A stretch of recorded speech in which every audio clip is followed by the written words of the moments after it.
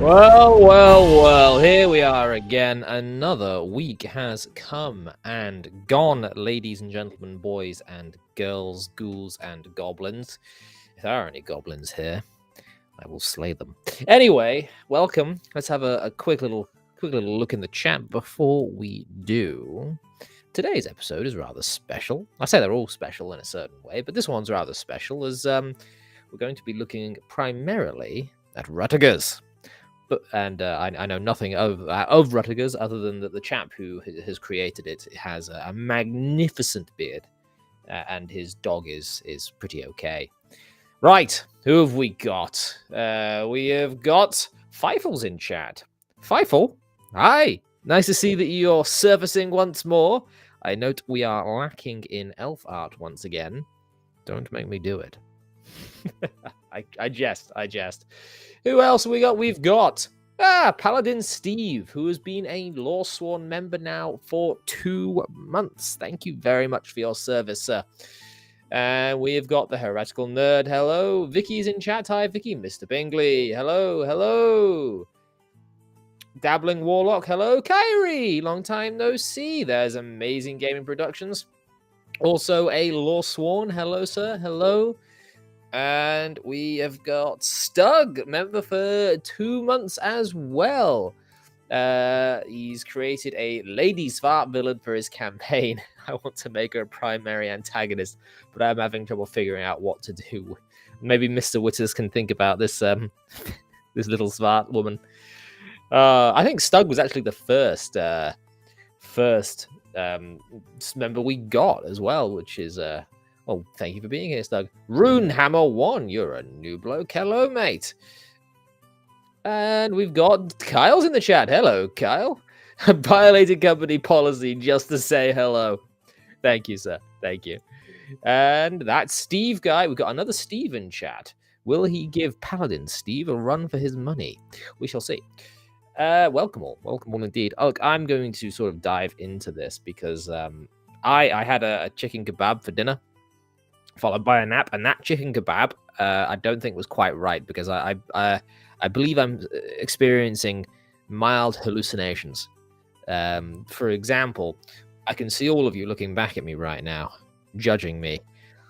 Soulless black voids where your eyes should be. Anyway, let me get... Oh, hello, Skull. Welcome, sir. Let me bring in the star of the show tonight. Or should I say... his beard. Welcome, sir. Welcome back indeed. Oh, good to see you again. Mr. Whitters, it has been a hot minute, as you Yanks like to say. No, you're not a Yank, you're Canadian. I do apologize. I apologize because this happens to my wife a lot as well, is people will go up to her and say, are you a Canadian? No, she's American. It's just one of those things that... us over here, it just all sort of blends together, you know. Oh, we have another message in. Skull, 2 months. Law Sworn, thank you very much, sir. Then followed by a $5 donation. There are many C's, but there is only one Stephanus. There was only one Stephanus. I believe he died during the special. Sir, I received a notification a little while ago. I opened it up, and it was one of my viewers messaging me a link to you saying that this chap is looking for a place to talk about his new thing that he's made. And I well, it's funny you should say that, because that chap was near enough a constant guest before we even got onto YouTube and made it all pretty looking. You were just on the random shows that we were doing on X. So and now you're here in a more professional capacity. In fact, I think one of the first proper ones of these that I did was actually he's in the chat. The brothers Bad Toad are in chat at the moment. We actually had you on here when we were looking at their RPG. Oh yes, back. Yeah, that was great. So you've come full circle, and we will get a little bit more out of you in terms of what devilish creation has come forth from the machinations of your mind. I'm struggling. All right, I'm struggling. But we'll bring in. I don't know. Look, you've got the beard going on, but there is a man who is far more handsome than you. I'm afraid he is simply hiding behind an icon. The Delver. The Delver. Oh. Boing. Oh, yeah. Oh, oh. You all right? All right, I can get through this. Just tell me when we're live, dude. Oh shit! Oh hey! Thank you, Jim. Jack. Sorry, you look like a Jim. Thanks for No having word of a me lie. on. Of course, There's a lot of times where I will be on the phone in the office to a customer, and they will ask my name, and I'll go, the name is Jack. There is about a 30% chance that for the rest of time that customer will refer to me as Jeff. I don't know what it is. I've got a good group of people that think I'm Jeff.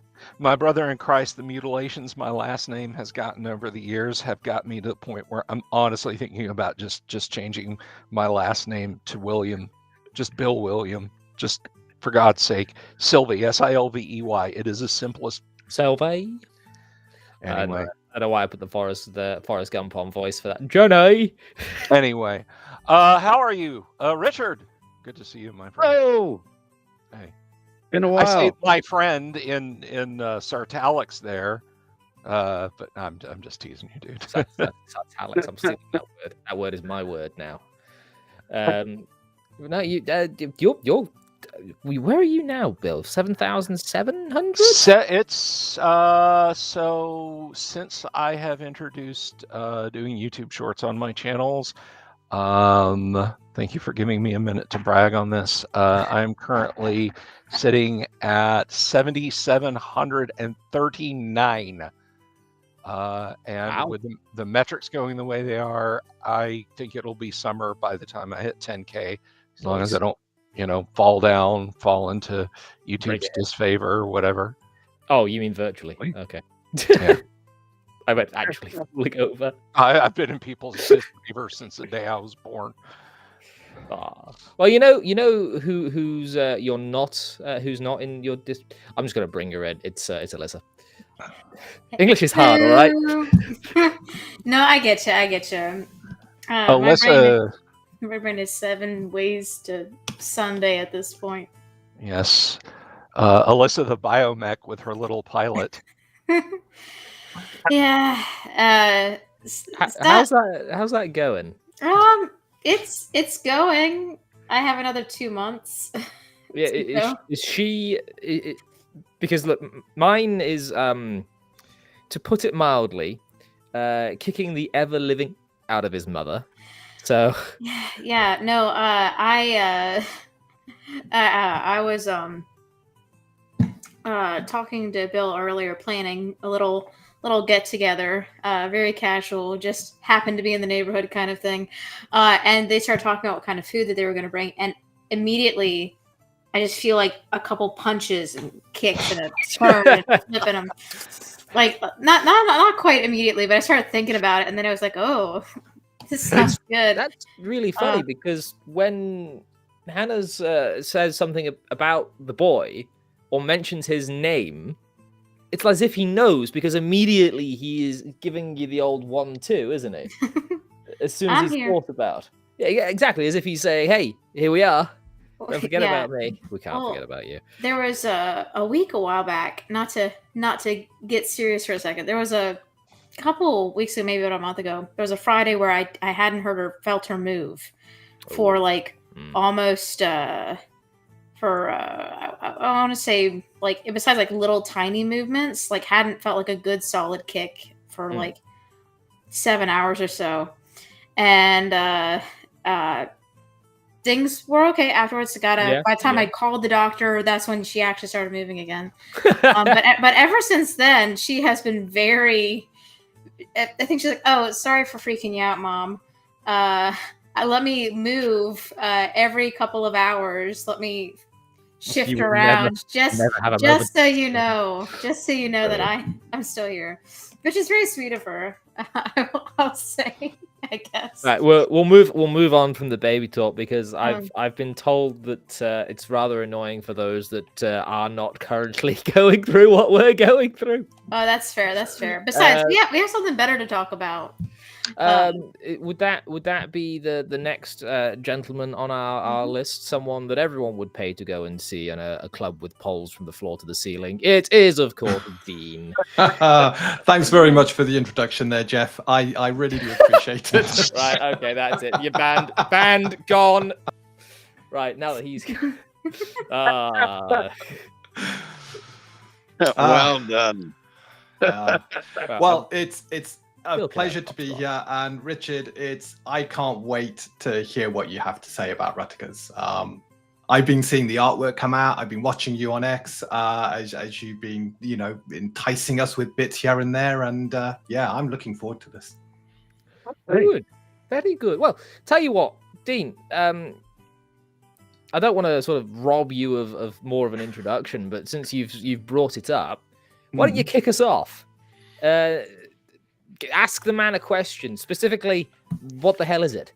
Yeah, that's pretty much my first question is, what is RUTTIGERS? Is it just a system, or is it a setting with a system around it?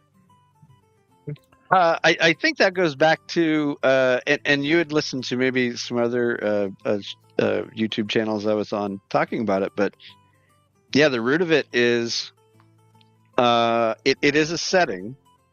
The two books that really inspired us were the D&D Rules Cyclopedia and the first edition AD&D Dungeon Master's Guide.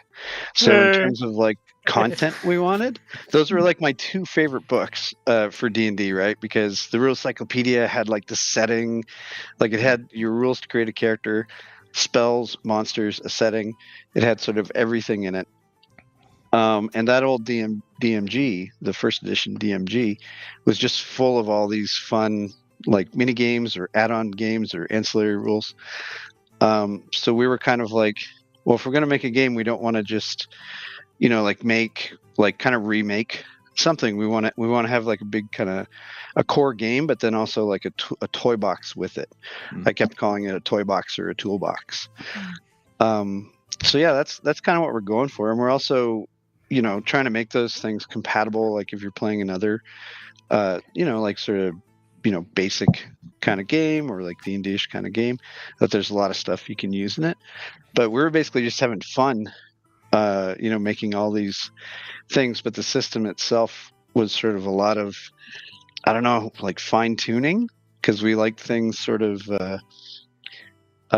like it's, I guess it's a lot of it's like pretty simple to understand, but making it is not. It's one thing to say, let's make a system. It's another thing to actually make a system, sort of thing. Yeah. It's like cooking making when you're like, chess. "Man, I would love some empanadas. Some empanadas would be great." And then you look at the recipe and you're like, maybe not. If AD&D is mentioned a few more times, we'll be able to clip an audio of the Dungeon Delver having a seizure. Thank you, Fifel. So RUTTIGERS is let me just sort of, what's the mission statement then? If you had to put the mission statement in just a sentence or two, what would you say? So I'm powerful CEO in an elevator. It's a lift, but I'm a powerful CEO in a lift in an elevator. You hold the door and you force your way in. You wrestle my high-powered security to the ground and gouge his eyes out. What is then the blood-soaked pitch that you give to me before the police arrive? It's right there in the cover. Like it's tabletop game, thieves' tools to unlock the fun in your game. Yeah, and then the descriptor at the bottom, you get the game system, the setting, the bestiary, and all the tools and toys. So that to me is sort of the crux of it. But I think the feel of it, like back in the day when we played, our games felt like we were inspired by things like Fafhrd and the Grey Mouser by Fritz Lieber, Conan, even Solomon Kane, H.P. Lovecraft, like all the pulp. I can only become so aroused. Stop. Yeah. So we wanted something that kind of felt like that. And I mentioned too, Dean and I were talking about the Lone Wolf Choose Your Own Adventure series. So there were all these things that way back when we were playing, this is what the game sort of felt like, and these are kind of things that inspired us. So we tried to make a game that played that way as well. Yeah, like those stories. So, with that being said, is it more of a like where on the scale of very crunchy to like Crunch. to like all theater of the mind? Where on that spectrum does RUTTIGERS fall, would you say? Are we looking at a GURPS or a Fate? Yeah. No, it's weird. I was just writing a thread that I'll probably post on that tomorrow. But basically, like when you open up the playtest, there's like a 2-page spread of the core rules, and we've made some interesting little things like our break 20 critical and stuff like that. So those core rules are really the sort of baseline of what if you know these, you can play. And then after that is sort of ancillary and optional rules. And in the playtest, we have like a couple pages, but we'll be expanding that. So basically, in this thread I'll post tomorrow, I'll tell you that it started with this day. We're making the game. I was hanging out with my buddy, and he was playing a golf game, an online golf game with a friend of ours. And they started out on it sort of a medium setting, and then they were like, this is kind of fiddly because it had like wind direction and all this stuff. So they sort of dialed it down to the simplest version. And then after a few days, I noticed that they were like having tournaments with each other on the most difficult version. So I kind of thought, okay, this is what we're going to do. We're going to start with the sort of front core rules, very simple to understand, and then we'll have a lot of ancillary and optional rules, so that as you play, if you either want a different style, like a different feel of the game, like a little crunchier, or you want a few other tools, that you can just add them in. Honestly, that's really nice, because I feel like with some systems, like it's a nice balance of like the barrier to entry, because you can it sounds like you can just sit down with a group of buddies and then within like 30 minutes have characters ready to go. Yeah. Good ambush. And then if you want to, and then if you want, you're wondering why I've called you all here today. But that sounds really nice, because I feel like there's a lot of games that focus in on like a lot of like you could spend hours or days figuring out like what you want to play, and then there's games where it's just like, okay, 30 minutes, you're done. So it's nice having a system where you can pull from both if you wanted to, or like add on as much as you'd like. Yep. Yeah, that's like we found I started out playing, I'm pretty sure it was Moldvay Basic that my friend had, but it was, one of the basics, I'm pretty sure it was Moldvay Basic, and it was very simple. And we were like, okay, I get it. And we all just started playing. But it's sort of, as the weeks and months went on, we were like, let's make rules for this and let's make rules for that. So we started building up these little, and we all had our own like DM screens with like, here's my rules for this or that. Like we obviously critical, like everybody had their own nasty critical chart, critical hit chart. Get a load of this nerd. Fucking yeah. Excel spreadsheets behind the GM screen. I think this might have been before the time of Excel. I mean, it probably whatever was. you guys had before Excel, paper Fucking, probably. I don't know. Ultima 1. Commodore 64 days. I asked. I resemble that remark. Well, you're one of the people I'm about to complain about. I asked about software because I was looking through a load of my old stuff. I was like, I could probably rework a little bit of this, make this a bit better, and reorganize a tad.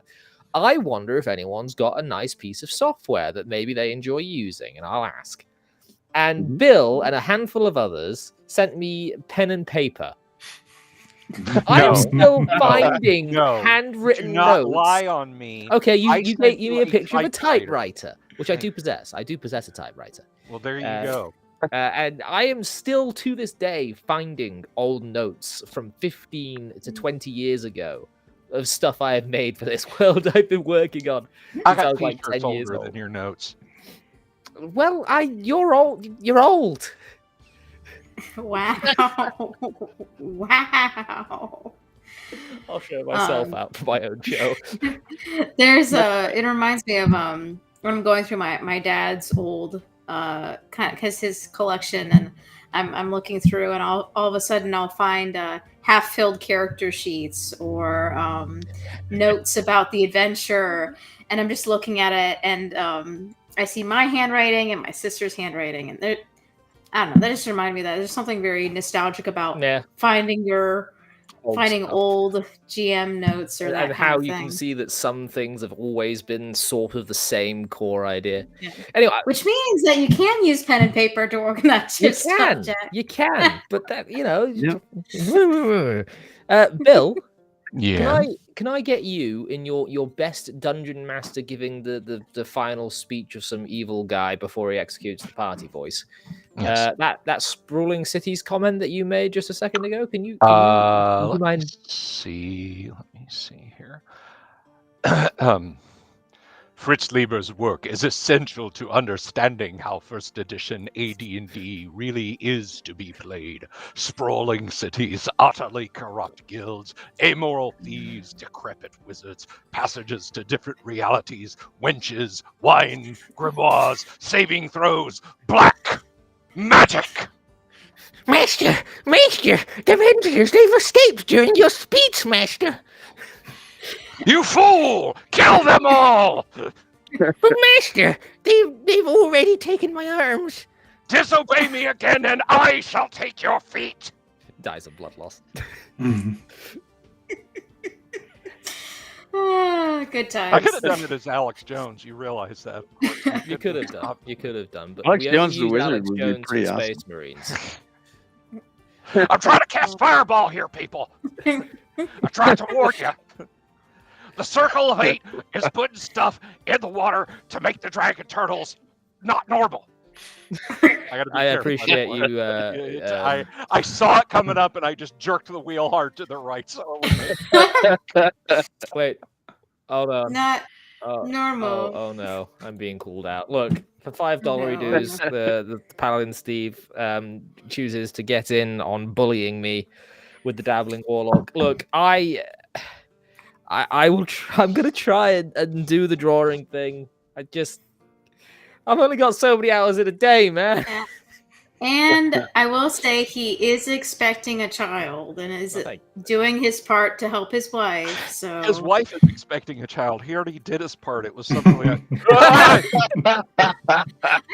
I mean, true, He's but an he's got to be there observer to now. hold back the hair and stuff. yeah. Hey, Um, look, He is standing outside the Mac. Yeah. It's I his mean, fault. you say I'm standing outside the mech. I sort of gave her a cuddle earlier on when I got home. She was Yeah, on that's the how sofa. babies happen. Oh, Yeah. sorry. Well, you I, meant I- something no, else. she was lying on the sofa, and I kind of went down like this, and I had my face sort of on her belly, and I got kicked in the face. Exactly. uh, Vicky losing it in the high beam. She is. Right, here's a baby Jack It's like- story. it's like a If you want Mortal Kombat. if you want the hero. way in which babies can screw over their fathers. When I was little, and I mean newborn, maybe a couple months after, and I'm going to try and censor this a little bit for YouTube because I just got the. You sure you want to do this? Yeah, I want to do this. I was in the middle of being changed by mother, and my father walks in with 2 cups of tea because it's an English household, and of course there is constant flow of tea. And I, as a baby, was free, let's say, to the open air for a moment, and I relieved myself in a perfect arc that landed directly in my father's cup of tea.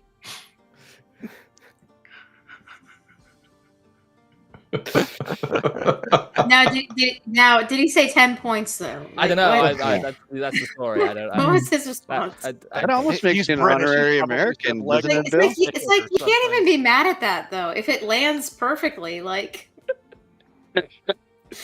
it's Look, we've gotten well off topic here. Yeah. Look, Dean, grab Yes. another one of your questions. Absolutely. Dean, Richard, I'm excited to hear. I'm sat down at a table. I've got your rules.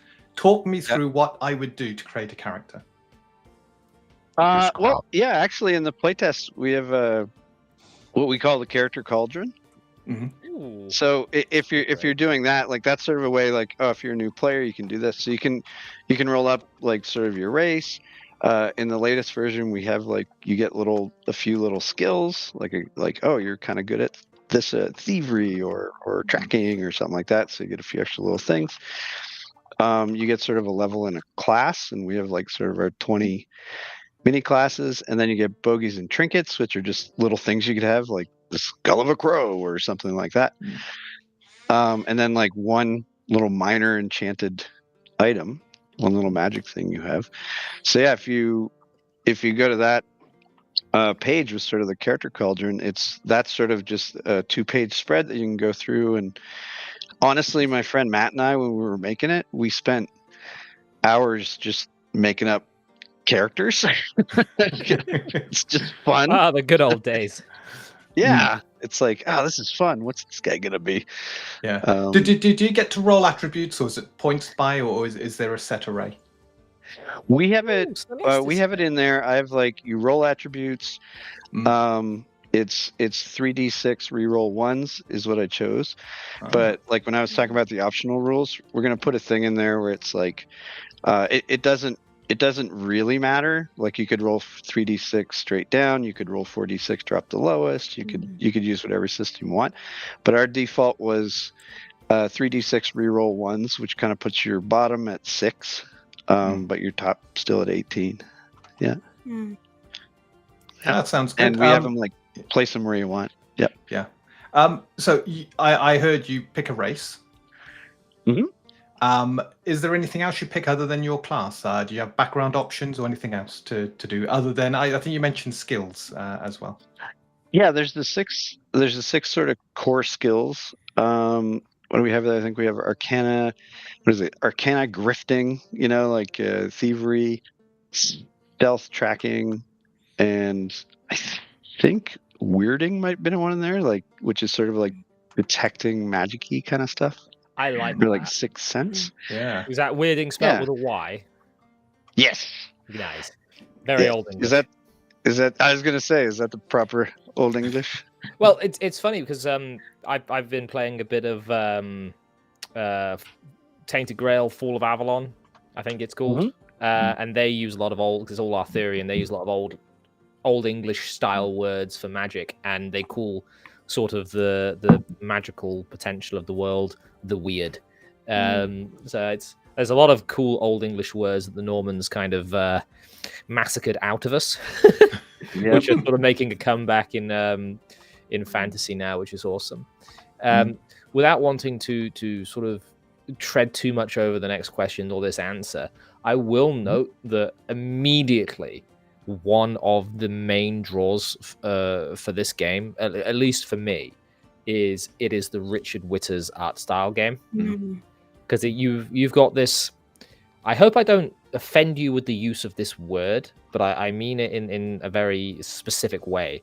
You've got a really grungy, textured style, which really lends itself to what I'm looking at on the page, which gives my mind, my imagination, a springboard into wondering how these figures might move and act if they maintained the art style rather than sort of being actual flesh and blood.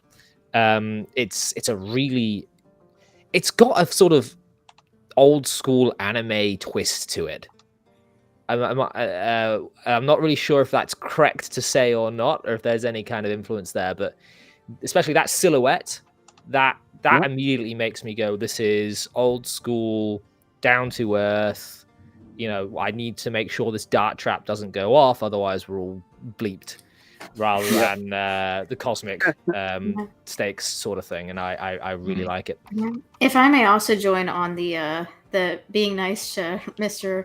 Whitters art train, I've enjoyed, one of the reasons I enjoy his artwork is it reminds me of like, this might be a very odd and out of pocket thing to say, but like older 70s animation, like almost a storybook come to life kind of feeling, where it's the sketching combined with like the softer, more natural colors. And I feel like that's such a unique look nowadays, is because there's a just sort of both an invoking of just the storybook and the adventure, but not in a childish way, if that makes sense. It's sort of like the those old animated Lord of the Rings films. Yeah, Rankin Bass. Yeah. Which ironically is technically it is anime because it was done by a studio called Topcraft, which after a couple of financial reorganizations and personnel changes became Studio Ghibli. Whoa! Yes. Yeah. I didn't know that. Look at the credits for The Hobbit. You will see many later big names of Japanese animators in there, including Hayao Miyazaki. Okay, I did not. I've learned something today. There you go. And by the way, we are coming up on the 46th anniversary of the first broadcast of The Hobbit, aka My Doorway into Fantasy. Yeah. Oh, wow. Yeah. I read The Hobbit as a kid. Probably my favorite childhood book. Anyway, Mr. Whitters, any response? No, it reminds me, like when you're talking about art, the Hobbit animation by Rankin Bass, like that was huge. I loved that when I was younger. Like, and I talked to. There was a point where I was chatting with Tony DiRolizzi, and he was saying a lot of times people kind of cross our art in a way. They're like, "Is that Tony DiRolizzi? No, that's Richard. Or is that Richards? No, that's Tony." And we were talking one day on the phone, and I just said, I'm going to guess your influences. And I kind of went through like Arthur Rackham and, Charles Vess and Edmund Dulac and things like that. And we were both like bang on. Like we'd grown up in this same era and looked into older illustrators, like storybook illustrators. And we both just have this really, so that's why I really like his work too, and it's probably a bit of a dinosaur thing to do, that I still use pencil and paper. I don't know. I have it on good authority. You can still use paper. I've been told today, in fact. You should. I don't know what it is, and I'm not trying to say mean things about other. I really enjoy seeing hand sketched art. Especially nowadays. I think it's I'm not gonna go full like, oh, it's becoming a dying thing, but it's very unique to see hand paper sketched art. It's one of the reasons I like Charles Urbach's work as well. I don't know if you guys know Dragon. That's one of his pieces. I think it's Not All Treasure is Gold. But I think he starts with colored pencils before like doing some like digital augmentation. But I don't know. I just think it's I feel like it's underappreciated in some ways. I think when there was a thing I was doing for a while where I just was taking photos or scanning stuff from my like lined notebooks that I doodle in. And people liked that as well. And I think it's just because it's not produced. Like it just feels like, oh, this is your actual sketchbook kind of thing. Yeah. So it's for all of the flack I have taken. I say all the flack, like 2 or 3 people said something. I actually have just ordinary notes for a lot of stuff, because I find the act of writing is a good way of putting it into my head rather than typing. I think tactile experiences are incredibly important for a lot of people. Yeah. And I think your art, tactile, is probably a very good good word for it, because it does just capture the eye. And again, when I look at the cover for Ruttigers especially, it is. Yeah. If you remember when we had the Brothers Bad Toad on for their game Mercs, Mages and Monsters, I specifically asked you about the art cover to see if that would be something should you ever do something, and lo and behold, you have. Would this be something that would catch your eye? And yours, especially the circle with the snake monster and the faces that you do have enough detail to be a joy to look at, but leave enough to the imagination to take on a life of their own. Look at this. I'm an art critic now. I do have a side question. I noticed that in the caption of, I think it was the playtest post that Jack put up earlier, that you were starting playtesting the weekend of the 7th.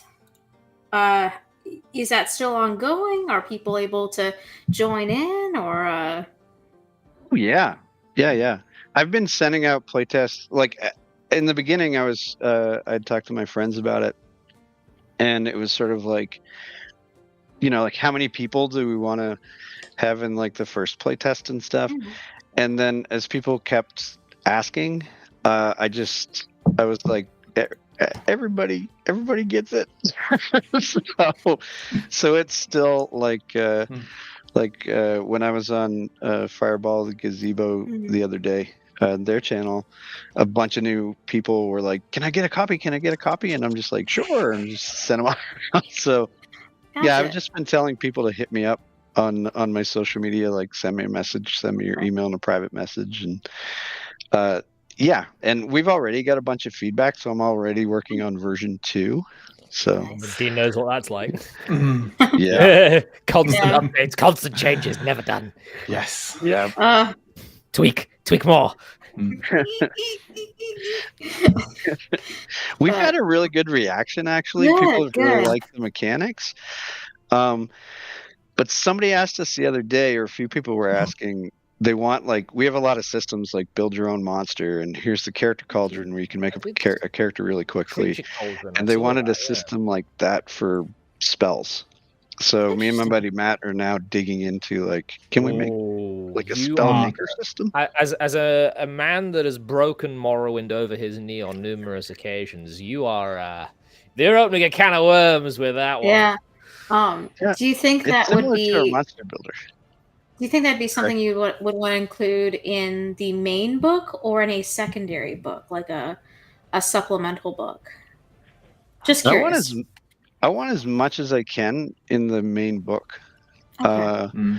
Like I would in my dream kind of thing. It's like, this is that sort of like, this book has so much stuff in it. It's got like everything you need to run it in one book. Yeah. Yep. Okay. Yep. And then a lot of other stuff that's just like, this is fun, like our field alchemy.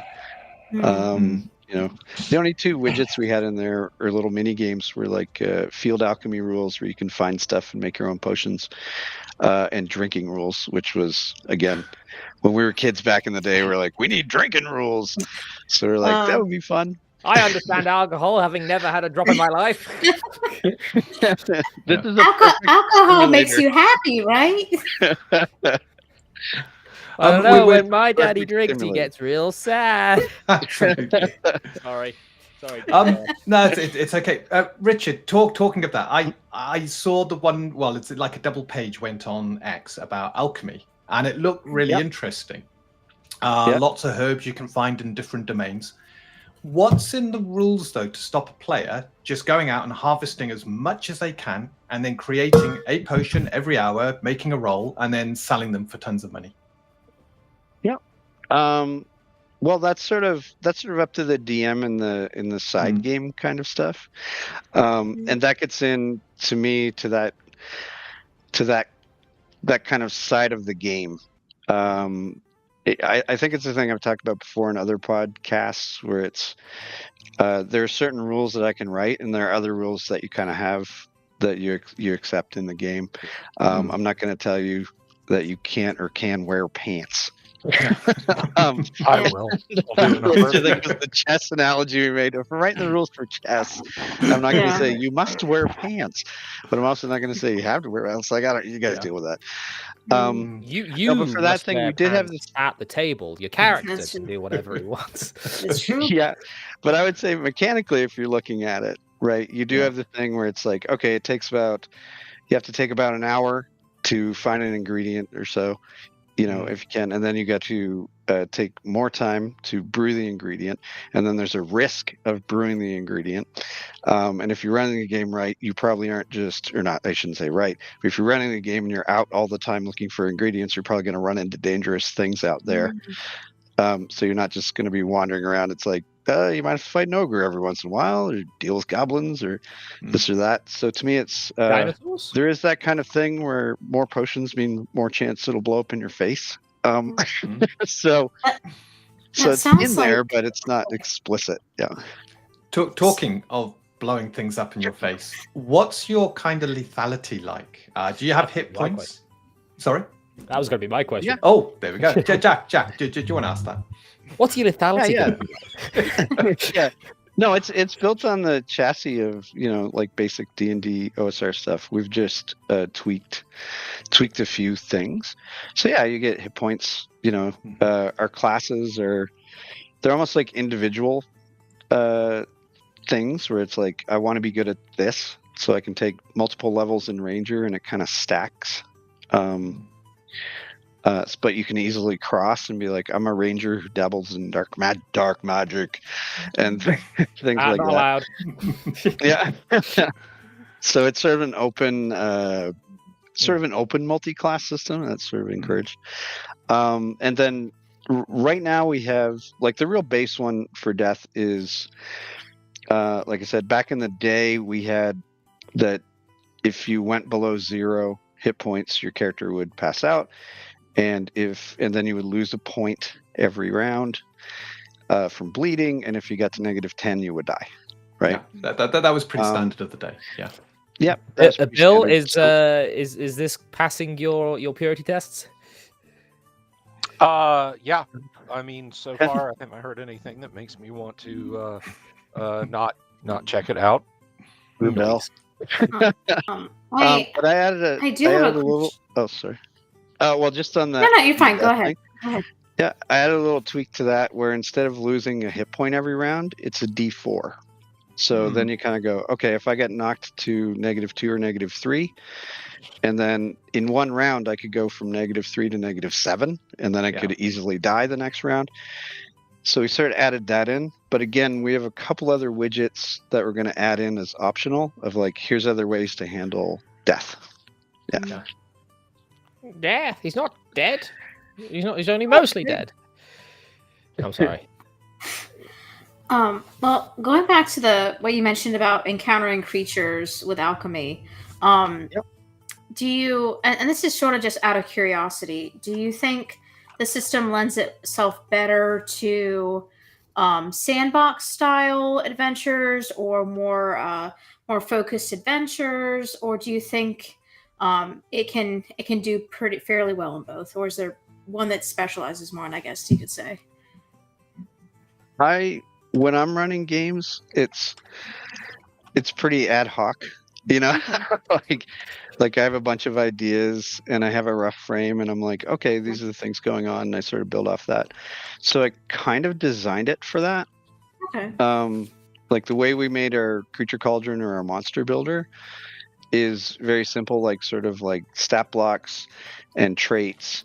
And you can build a monster really quickly, because one of the things I mentioned in there was, having DM'd for like about 40 years, 99% of the monsters I've used in games only last one combat.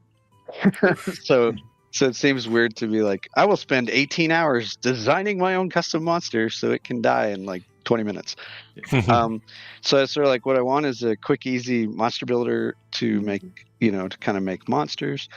Okay. So I always lean on that kind of side. I like the idea that that I can sit down even like a couple hours before a game and go like, oh, I had an idea and I can throw some stuff together. But that said, to me, it's if you have that part, you can create the things where like here's a giant pre-written adventure that's organized. Okay. But it's hard to do it the other way sometimes. Yeah. Right. Yeah, I think kind of Richard, on building.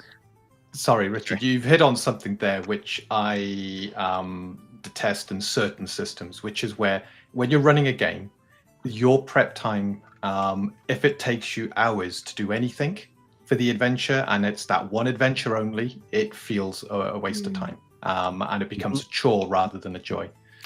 So what you're saying there sounds fantastic. That's exactly the reason I don't use battle maps. Yeah. We've talked about death. What about magic and healing? Is there a lot of healing in the game, or is it so do you need to have a priest come along with you to cover that role, or is that handled differently? Do the healing potions mix together in your belly to form explosive concoctions? Ooh, mixability tables. Not yet. That there will be. See, but that was There are now. that was actually Bill could tell you. Yes, yes. That was in the Makes old it- DMG. Yes, this is exactly. Yeah, potion. I'm sorry, what- miscibility?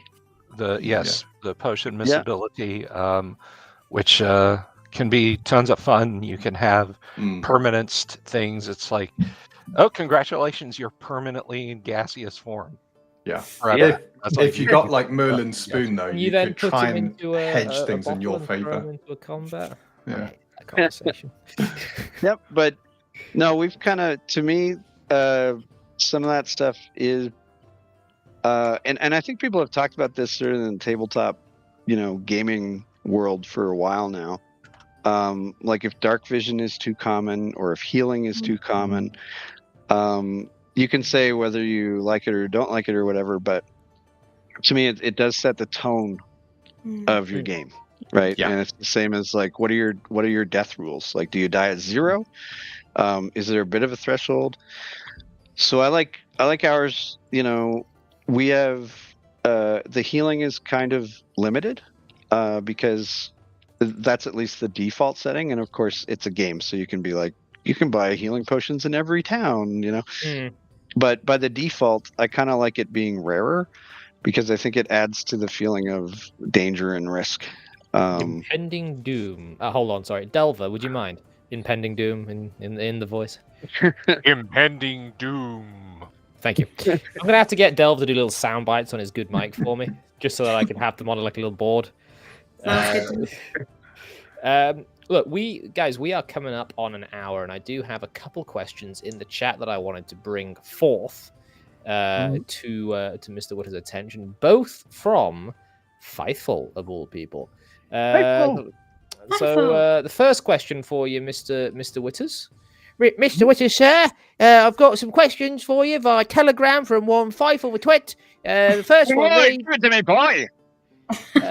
is there any part of the system and the setting designed around your art rather than the art being used to augment an existing idea? Is there any part of the system that sort of like was inspired by a drawing of mine, kind of thing, or is that? I could put it on there if you'd rather read it. Yeah. Is there any system rather than the art being used to? I would say definitely. There's been a few things that, well, a big thing is monsters. I love drawing monsters that are So just you weird. draw the picture and go, I'm going to put some numbers on that. Exactly. You're like, well, what? Or even the ability, like, what does this thing do? It's like, oh, it can do that. Oh, we got to write the thing so it can do that in the game. So, yeah. It looks sneaky. Let's add some stealth to it. Exactly. You can turn into goo. Oops, all breath weapons. Yeah. It turns very scribbly. And the next question. Oh no, that's the same question twice. Whoopsie. Oops. That's just, you asked the question to the settings which separate in this setting or system. What separates adventurers and commoners? Adventurers and commoners. I believe that's supposed to be, which I think is. I think Mr. Gygax's approach to this was the class system.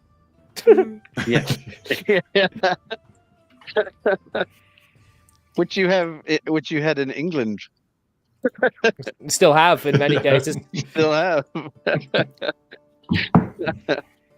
Canada always had a no class system, so drink Just no beer. class. And you're upholding that very, very well. So yeah, like what's the difference between a commoner and an adventurer? yeah, Really, it's just pursuing that trade. Because to me, when you start with the character cauldron, you start with like a level, like in sort of one of our mini classes kind of things. But you're probably not far off from just a regular person. And you gradually work your way up to, I guess, the main character from Die Hard. Where You mean somehow Officer Owl, right? Yeah, that's true. I know what a microwave meal feels like. Ah. Hold on, let me press a button here. Just there we go. Swap the things around a bit. Dre Cataclysma, welcome, sir. Welcome. Right, well now we are sort of coming up on the hour. Is there any further things that we want to grill Mr. Whitters on? Because it's usually about this time that Winston requires attention of some sort. Yeah, sometimes I have to take him out before he makes a mistake inside. Exactly. See, these I don't forget.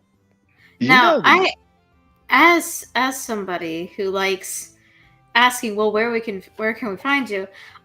Do you plan on doing as a resident person reminding people to give people money? Are you guys planning on doing like an Indiegogo or a Kickstarter once you have all this feedback and you're ready to create the final product? Or are you guys just planning on setting up shop on like when the time comes to give you money, Mr. when should we expect to do Alyssa that? Hazel doing the Fry meme. Take my money. Yeah, Just I mean, listen, I mean, I'm not saying I would buy it entirely for the art, but I do like staring at pretty things, and I gotta have something else besides my husband to stare at in the house. So. Anyways. Yeah, we're planning on a Kickstarter. The target we're looking at now is after Christmas, like early next year. For the playtest, like I'd mentioned this before to people as well. We wanted to do the playtest, see how people reacted to it, get their feedback, and sort of get all that stuff before we even decided, like, will we sell this? It's sort of like, does your meal taste good? Let's settle that first. Okay. Then they go, oh, we like the food you're serving. It's like, okay, well, then we'll set up a storefront. So yeah, we're gonna go through. I'm gonna shoot out like version 2 of our playtests. I'm sort of updating that stuff now just to tighten a few things and trying to go back through and fix all of my typos, which you probably understand, Alyssa. Yeah, I literally got set a typo the other day and I had to fix that. So I get it. Yeah, drawing is super easy. Writing is super hard. So I don't know about that. So let's do. For me, anyway. They have their own challenges each. Yeah. Yep. Before yeah, I no, we're looking at Jeff from here. Yeah, we're looking at next year, but we still have a few more experiments to throw out in our next playtest. Like we're gonna throw in a few fun things.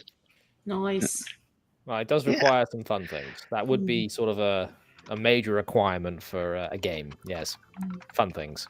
Yes. Yep, everything's fun. Jeff from Denkar sends me 10 Canadian dollars. So that's like $3 American. You leave Jeff from alone. He says, "What would you say are the most underrated alchemist items and the most creative use seen in a game?" And I'm going to sort of twist that and initially put that to Mr. Whitters. What is the most, would you say, underrated or creative, or what's your favorite alchemical thing that you've done in your game since you have an alchemy system? Like, what's your favorite ingredient or your favorite piece of kit? That's kind of tricky. I'm used to like the alchemy system. The alchemy system we made has basically I kind of designed it a little bit so the ingredients and the stuff that you find is often at least a little bit flavored to where you find it. Right. So if you're in the Arctic, then you might find something that helps you resist frost or something like that, and you have a bit of that lineup. But truthfully, I can't really think of like I can't think of anything alchemy specifically. The question makes me think more of like what weird things have I seen people do with spells, which is a much more common kind of thing. Because alchemy tends to be more fun when it goes wrong. Right, like when it blows up on you, or like, oh, I permanently have fish gills. I've turned my best friend into a goose. Exactly. Yes, exactly. Okay. Just to answer his question from my perspective, then I'll run through you guys. Brass, who unfortunately couldn't make it because he died. He didn't sleep for about 24 hours, so I think he did just run out of steam. He uses pots, like Greek fire pots that you can throw as things that you can both make and find in his games. And we bought 2 horses. Was it 1 horse? I think it was 2 horses and a cart to travel from one town to another. Just so happened that he designed an ambush encounter for that exact session that we bought these horses. And unfortunately, all that gold that we spent on those horses went up in smoke when these fire pots sort of flew out of the woods at us. So that's one of my most memorable experiences of what can happen when alchemy goes very wrong, but very right for the enemy. That makes me think of, alchemy is often explosions. Yeah. So it's like the torch in the sewer, and then you hit a methane pocket, or you go into the old mill and somebody bags of flour get thrown around and there's flour in the air and that can ignite. Yeah. So alchemical stuff is typically boom. Yeah.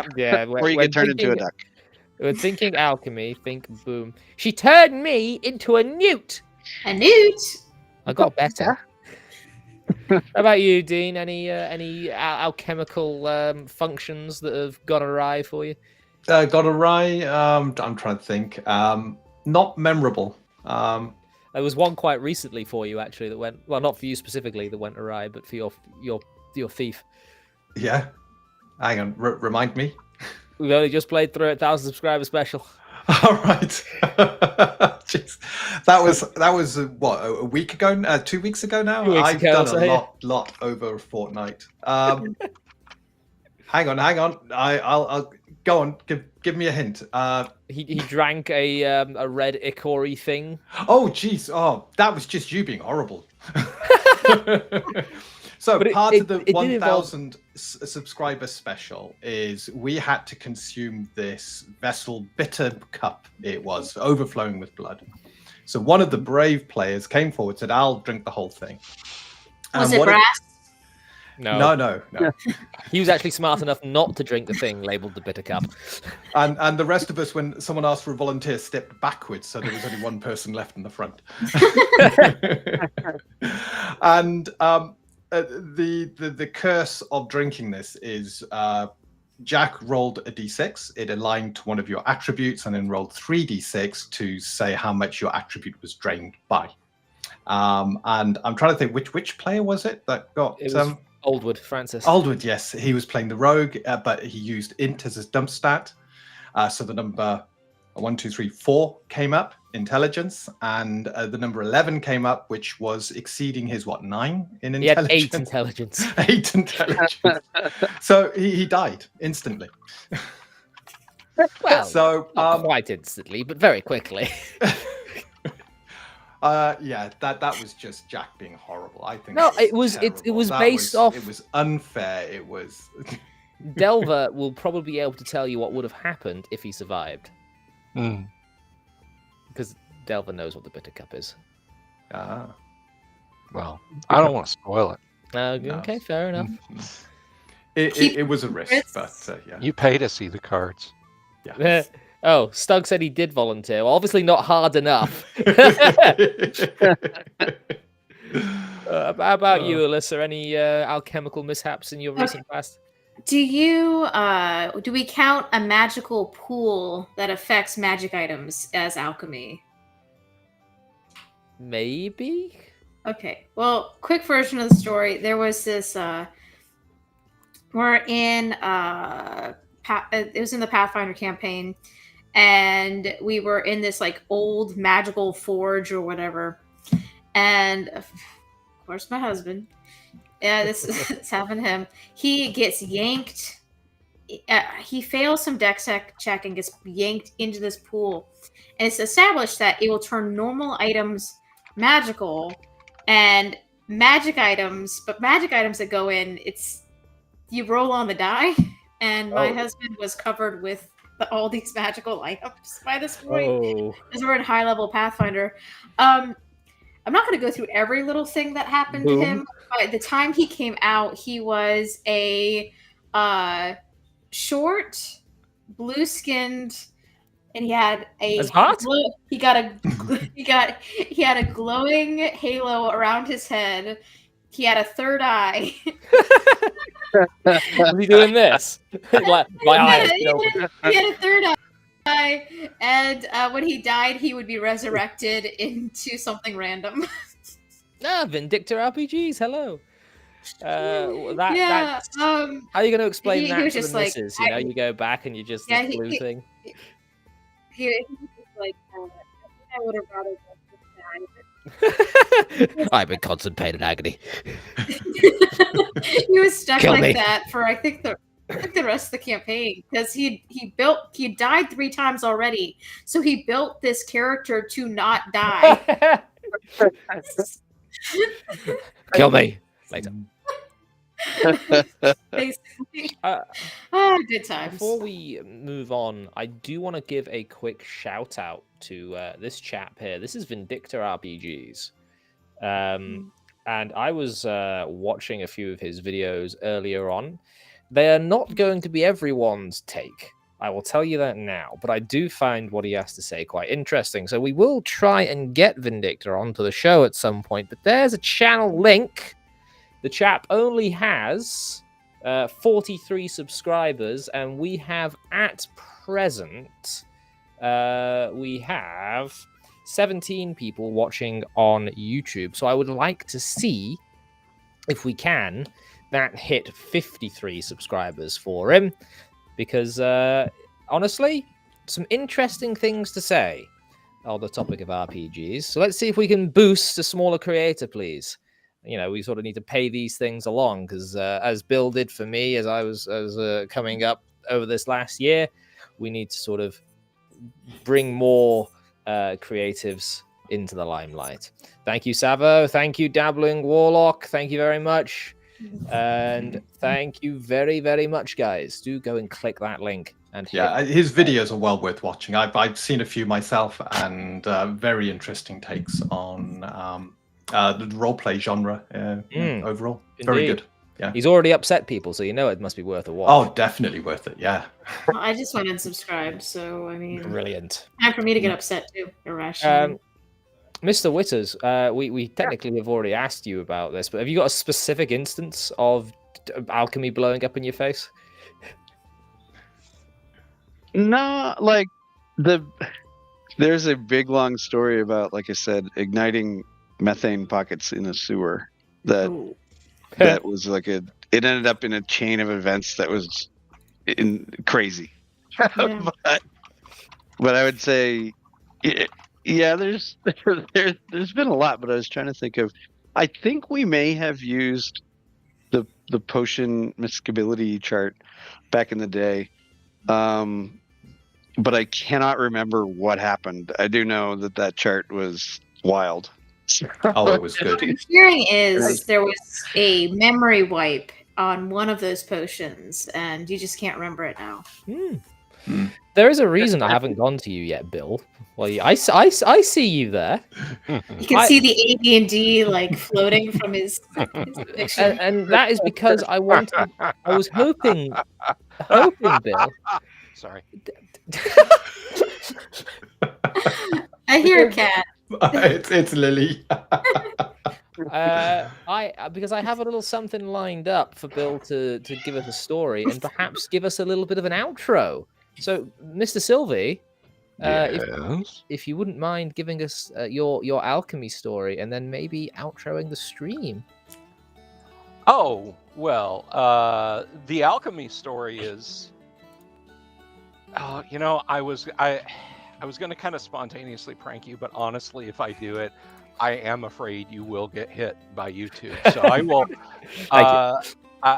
You're welcome. I was going to mention some real world alchemy as a joke and then play it off. Like, I thought you meant the real world, but I honestly don't dare. No. Alchemy stories in game. I would say probably. We've had some potion miscibility explosions over the years, more often than you'd think, actually. And now I did. This was not me. This was when I was just a little nugget. One of my first D&D sessions. High schooler named Mark was DMing for us, and one of the other players quaffed 2 potions of healing in quick succession, and he deemed that as being you drank 2 potions, therefore they're going to mix, and this caused some very bruised feelings when he went kaboom. There was an explosion. Yes, there was an explosion. It injured all of us, and He was very hurt too, I assume. Yes. But yes, hang on a second. Someone's calling me. Oh, no. People got to know better than to. Who calls on the phone just without texting first? Scammers. So, what was it you wanted me to say in parting, Jack? Well, I've already placed everyone's links except yours, which is coming now, into the chat here. So, Thank you, sir. Just the usual YouTuber slop would be lovely. Just the usual YouTuber slop. Buy my merch. Yeah. I don't have much. Or, Jack, I think maybe if I kind of held forth philosophically, would that be better? Or would you just like the YouTuber slop? I will defer to your better judgment, which might bite me in the ass. That never serves anyone well when they defer to my better judgment, Jack, but I'll go ahead and give it my best shot. First of all, folks, please do subscribe to the show. 5 nights a week, TTRPG chat. I will always talk TTRPGs, whether we're doing actual plays, whether I have amazing guests on, like Richard's been on 2 or 3 times now, haven't you? A couple of and I think I'm in. You want me to do your next event too, don't you? Yeah. The You're online? Great Underground Online Gaming Convention coming in April 9th through the 12th. It's a free online gaming convention. You can. I do actually need to interrupt you on that bit because I was looking at the online gaming convention, and I'm not going to be able to come to this one either because I'm going to have the kids. Bill. Do you What? specifically schedule these so that Jack can't be there? I would never do that. I love Jack like a brother that I'm in an incestuous relationship with. But no.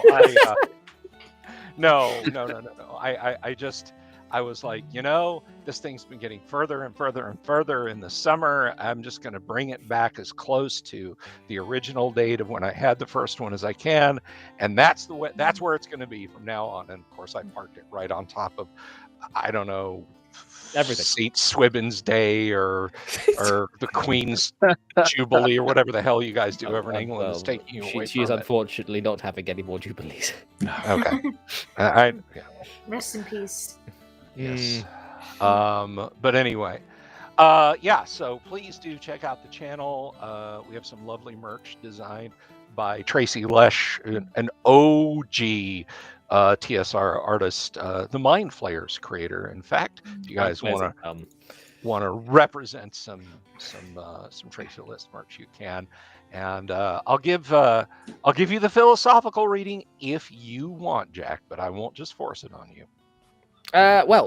We shan't go for it tonight, only because we then need to get to everybody else. Guys, I have placed links in the chat for everyone to go ahead and follow. Let me get the fellowship forms playing for this bit. We've got links in the chat for all of our lovely guests here tonight. Indeed, you have author Alyssa Hazel. Do you know she writes books? You can go and follow her on X in the link provided and buy some of those books. Independent authors really do love seeing number go up because every number matters. We also, indeed, we have Lily agrees. Master of Cats, who is himself in the TTRPG designing space. There is indeed, in fact, a very interesting development happening with Untold Destiny, but we shan't speak of it this week, as this week has been all about Mr. Richard Whitters and RUTTIGERS, as we are now going to dive into the wonderful art-filled book of RUTTIGERS as soon as that is available next year for the kickstarting GoFundMes, however that takes place. And of course, Senpai is in the room. Go ahead and subscribe to the Dungeon Delver and get him to that 10K as soon as possible. If you are new here and are not subscribed, do click that button because I put a lot of effort into this channel and it's destroying me. Boys and girls, thank you very much for joining. Technically, Alyssa's taking up 2 seats whenever she's on here because we're also starring the pilot. And Lord Stug at the end here says $5 dues. Thank you very much, Lord Stug. He wants your kid to have the digital convention every birthday in the future. Maybe, but they'd have to come back a month.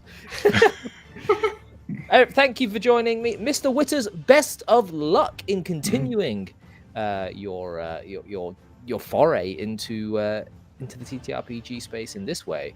Because it looks like it's going to be a good one. I think your artwork will be the engine to this getting clicks. For now, though,